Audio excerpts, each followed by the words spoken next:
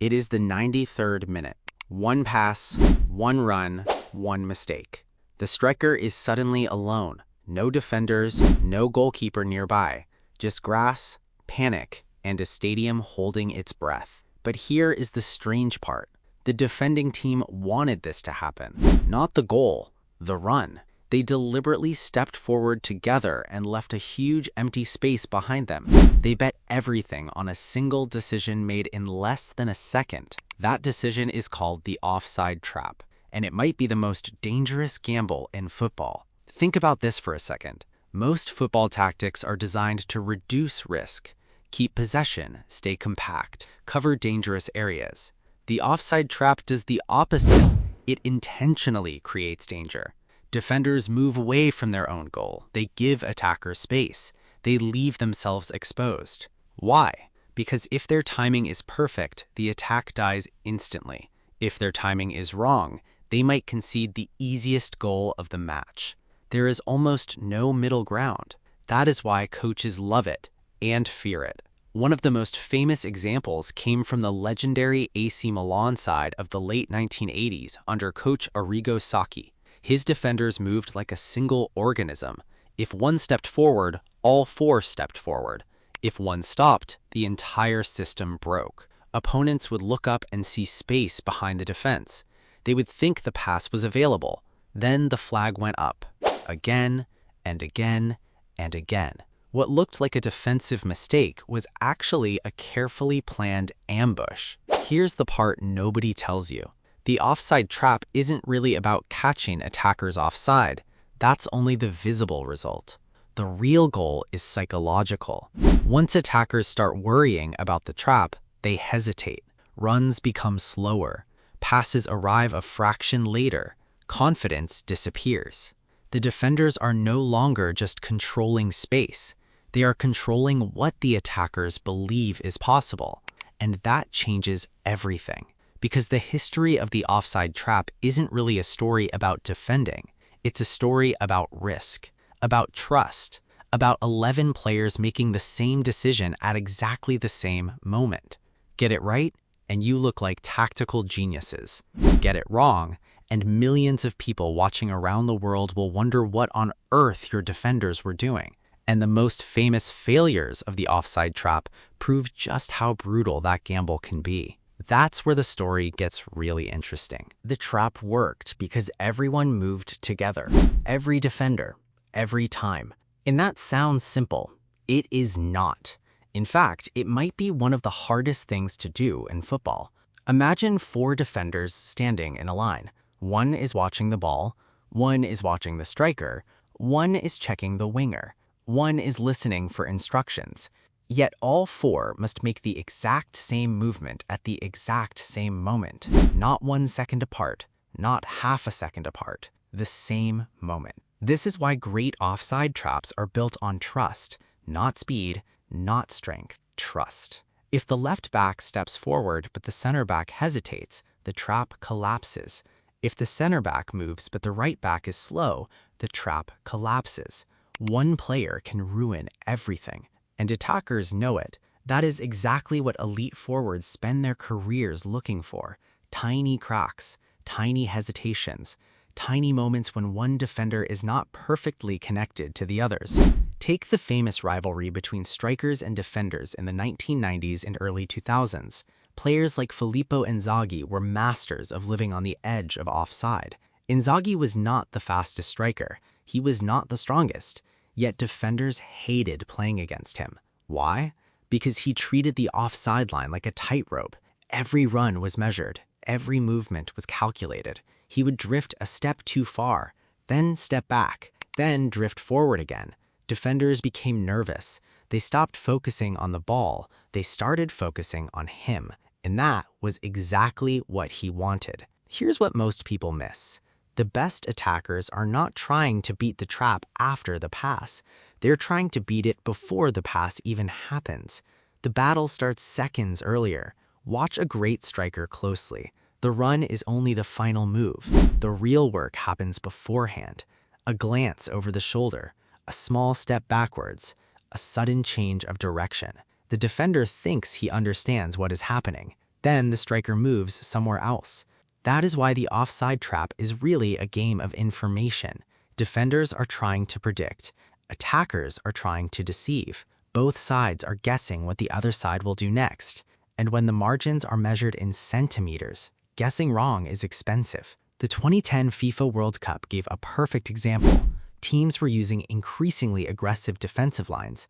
The goal was simple: compress the field, reduce space, force attackers into offside positions. But attackers adapted. They began timing curved runs instead of straight runs. Instead of sprinting directly behind defenders, they bent their movement to stay onside until the final possible moment. Suddenly, the trap became much harder to execute, because now defenders were not just tracking distance, they were tracking angles. And angles can be deceptive. The line between genius defending and total disaster became even thinner, which raises an uncomfortable question. If the offside trap is so risky, if one mistake can destroy 90 minutes of perfect defending, why do modern coaches keep using it? The answer: changed football forever. Then everything changed. Not because attackers became smarter, because coaches became bolder. For decades, defenders usually stayed relatively close to their own goal. It felt safer. If a striker escaped, there was still time to recover. Modern football flipped that idea upside down. Today, some of the best teams in the world defend 30 or even 40 meters away from their goalkeeper. That sounds insane, because it is. Yet coaches keep doing it. Why? Because the reward is enormous. A high defensive line squeezes the field. Midfielders have less room. Attackers receive the ball under pressure. Passing lanes disappear. The entire game gets compressed into a smaller area. And once that happens, pressing becomes far more effective. Think about the teams coached by Jurgen Klopp.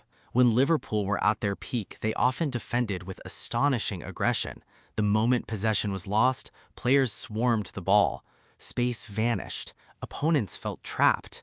But there was a catch, a massive one.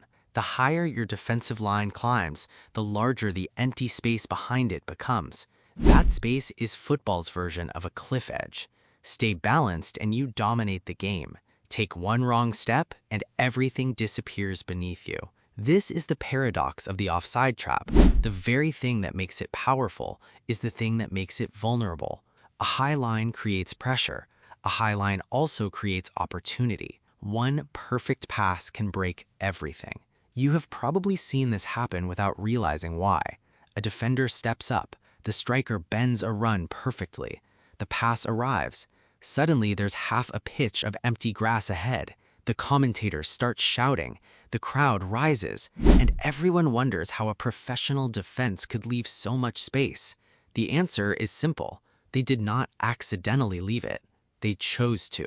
That choice is what separates modern football from older versions of the game. Look at teams coached by Pep Guardiola. His sides often defend with extreme confidence in their positioning. The backline moves forward together. The goalkeeper acts almost like an extra defender. This role is called a sweeper keeper. In plain language, it means the goalkeeper is responsible for cleaning up attacks that break through the trap. Without that safety net, the entire system becomes much harder to use. And here's the fascinating part. The offside trap has evolved from being a defensive tactic into an attacking weapon. It no longer exists just to stop goals. It exists to help teams control matches, control territory, control possession, control where football is played.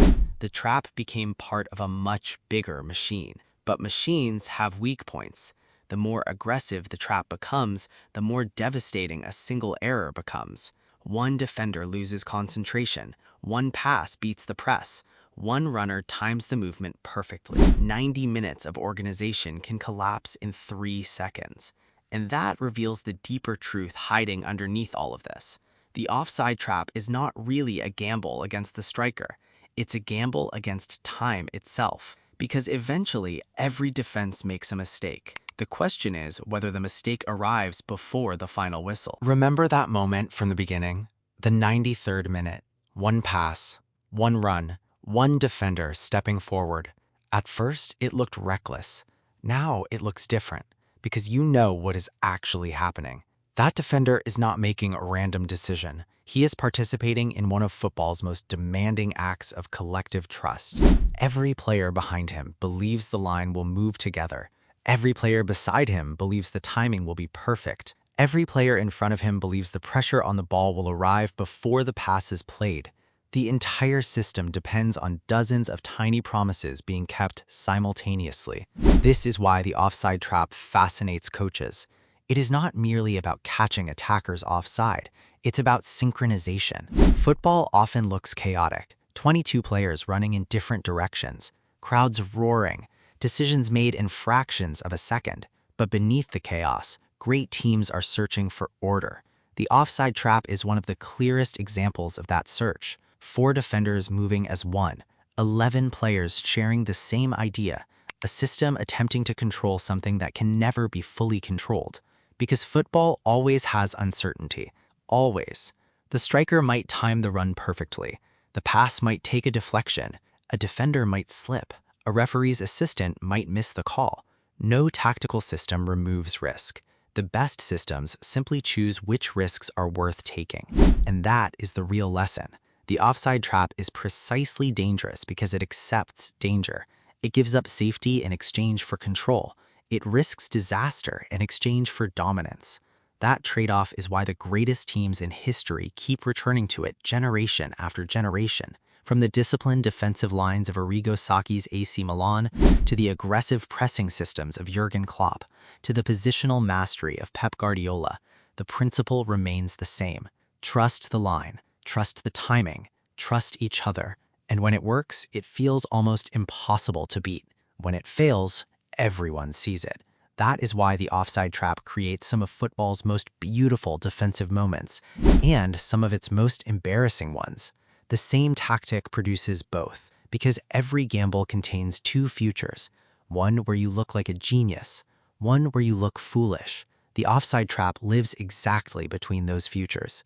And maybe that's why it perfectly represents football itself, a game where certainty never exists, where risk never disappears, and where victory often belongs to the team willing to step forward together while everyone else is stepping back.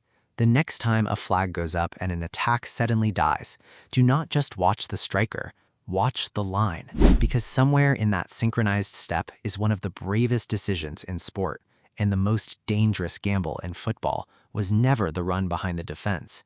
It was the decision to leave the space there in the first place.